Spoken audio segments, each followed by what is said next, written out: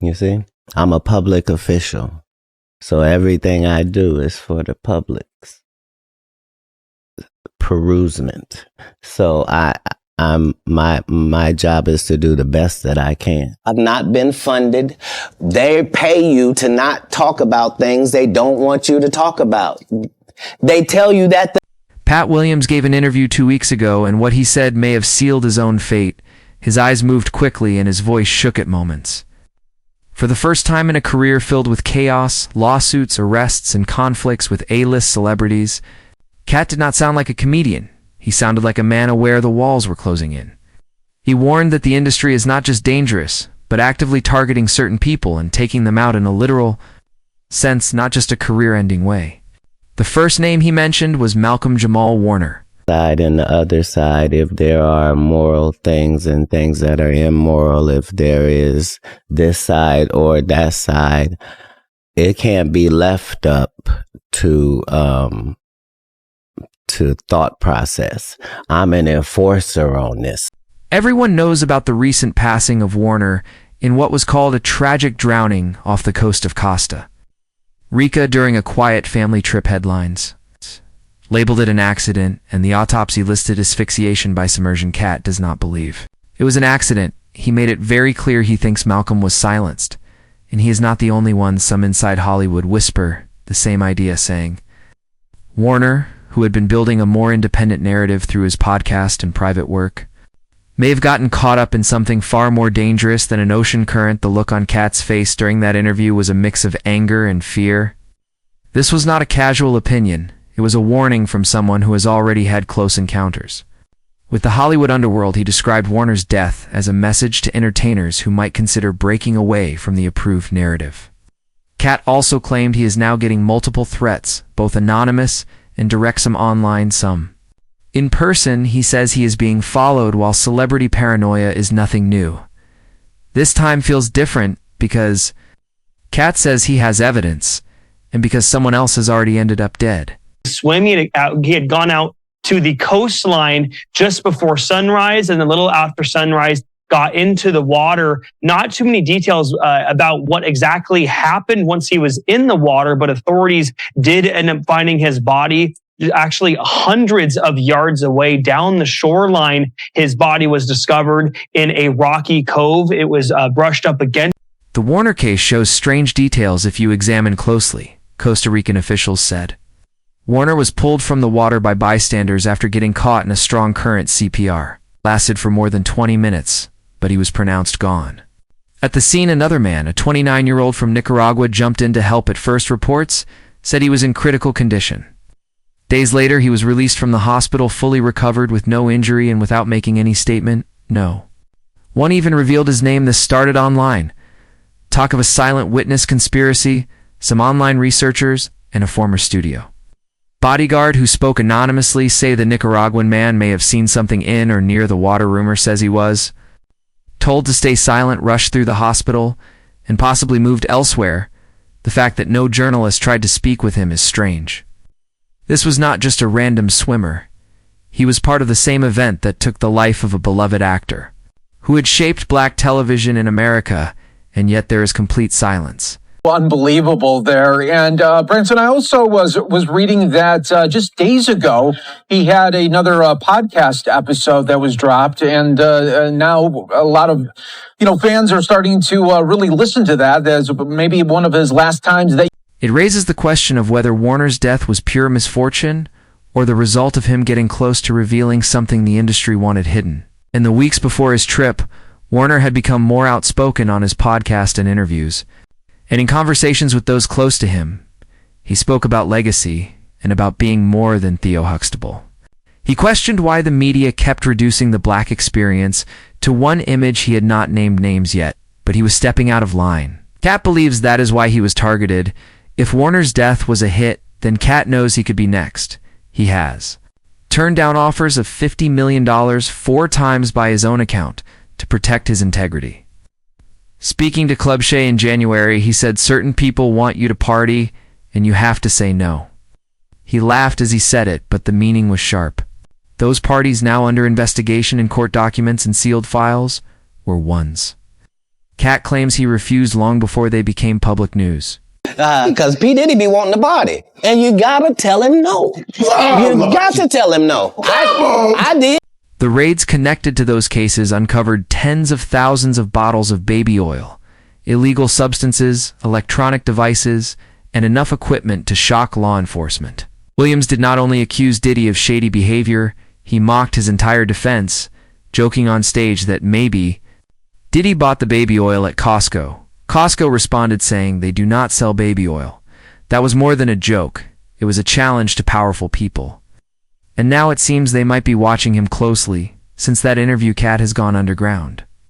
With no tour dates or public appearances, his team has gone silent. Reports say he has hired private security, changed his travel habits, and does not stay in one location more than 2 nights. An insider described it as a race against time, not paranoia. But preparation for Katt speaking out was not just about relief, it was a declaration of war. The chosen high-ranked, know the dirt individuals, right? And so dirt responds as they should when the vacuum walks in. Nah, you come on. Are you a rapper? You rapper inside? Katt says there is a real list of people, entertainers, activists, and executives who have either refused to comply or learned too much, some believe. Warner was getting close to a Discovery as podcast, not all who'd aimed to explore the many sides of black culture, rejecting shallow portrayals by mainstream media. The first episodes hinted at deeper truths with unfiltered language, symbolism, and even a cryptic line about knowing when to walk away, whether it was reflection or a warning. No one knows Warner was not known for public drama. He kept his private life quiet and rarely appeared in public with his wife and daughter. Other than occasional interviews about The Cosby Show, he kept to himself. That is why his sudden death, the unidentified witness, and the rumors feel so shocking. This was not a man on the edge, and yet he became part of one of the most secretive stories of the year. To bring up the sad news, but news did break today of the untimely passing of Malcolm Jamal. I can't believe it. We have seen this before. A public figure speaks out and distances themselves from the inner circle, then suddenly they go silent, or worse. Others who have tried to reveal dark truths in the industry include Prince, Bobby, Christina, and Michael. Now some add Warner to that list. It is not solid proof, but it is a clear pattern, and patterns can be more telling than official reports.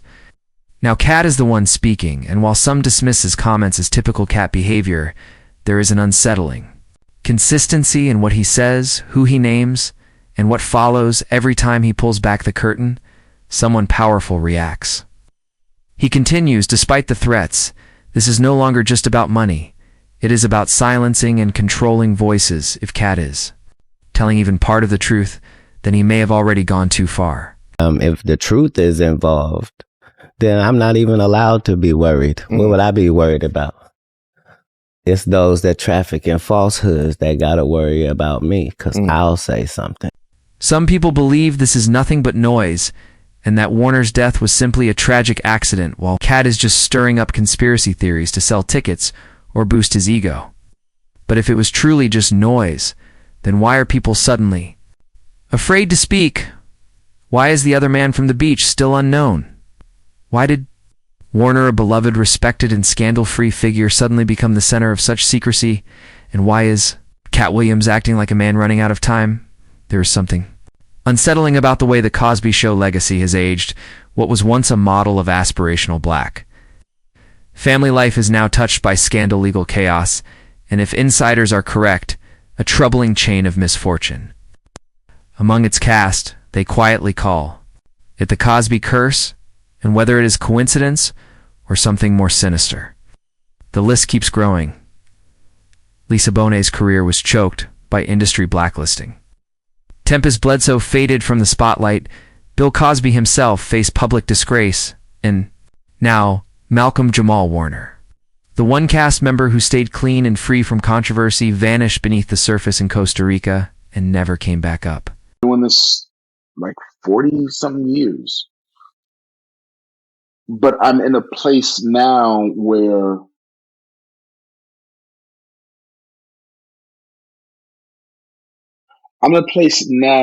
acting, and I guess I go through phases, but I'm in a place now where acting the craft excites me as much as it did when I was 9.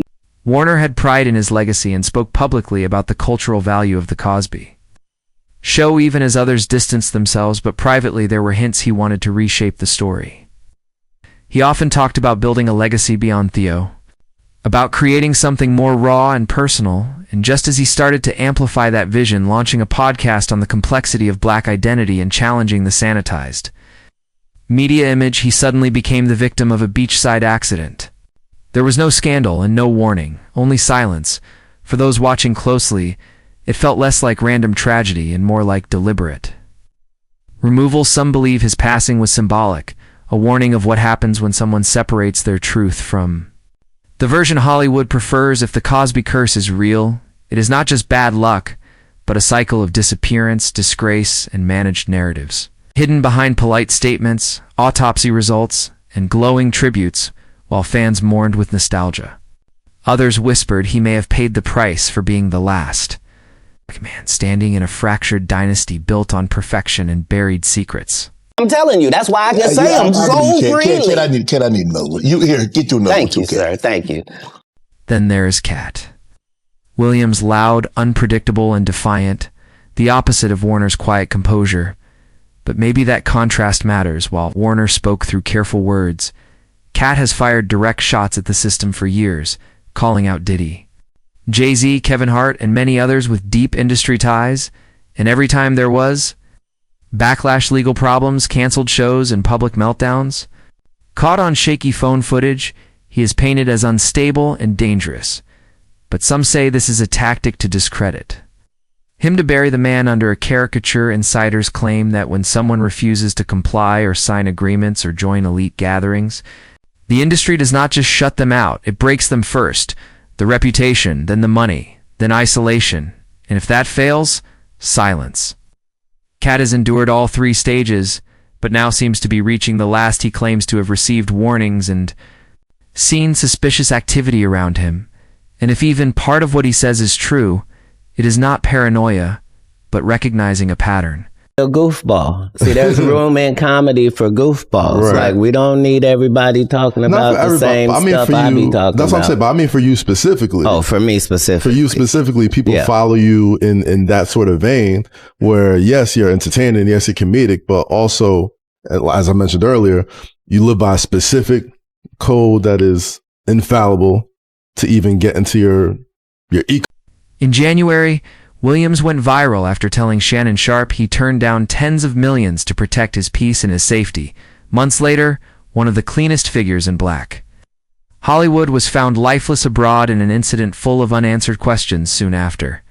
Katt reduced his appearances, skipped new specials, and was rumored to have increased security. As the online rumor mill spun faster, the hit list theory emerged, a supposed list of people considered too unpredictable, too informed, or too outspoken to trust in the media power game. Names on the list include artists dropped by labels, influencers who suddenly lose their platforms, and journalists who disappear or change careers abruptly. Is Katt next? And if so, what will happen to the stories he has not yet told? He has hinted at connections between Diddy's alleged blackmail parties and strange alliances in the industry, and even predicted that 2024 would be the year when the deviants face exposure. He said it in January. By March, Diddy's homes were raided, and by July, Warner was gone. When people are against the Illuminati, then they get punched in the face all the time. The press hates them, and nobody likes them. If this is all coincidence, it is an extraordinary one.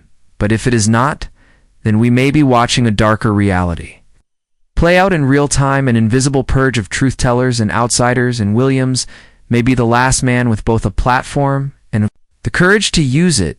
He is not funded by the same machine he criticizes, which makes him dangerous but also vulnerable. Yes. The industry knows how to exploit that vulnerability. The mental strain is immense.